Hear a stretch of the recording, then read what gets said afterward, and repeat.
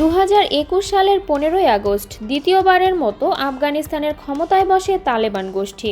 বিদ্রোহী থেকে শাসক হলেও আন্তর্জাতিক স্বীকৃতির জন্য তাদের ঘুরতে হচ্ছে দাঁড়ে দাঁড়ে। যুক্তরাষ্ট্র ও পশ্চিমাদের চোখে তারা আগের মতো হুমকি নয়, তবে দেশ পরিচালনা করতে গিয়ে তালেবান নেতারা হোঁচট খেয়েছে বারবার। গেল প্রায় 4 বছরেও অর্থনীতিকে শক্ত ভিতের উপর দাঁড় করাতে ব্যর্থ হয়েছে তারা। জিডিপির একটা বড় অংশ এখনও বিদেশি সহায়তা নির্ভর। কূটনৈতিক সম্পর্কও নড়বড়ে। আন্তর্জাতিক নিষেধাজ্ঞার চাপে সংকুচিত হচ্ছে আফগান অর্থনীতি।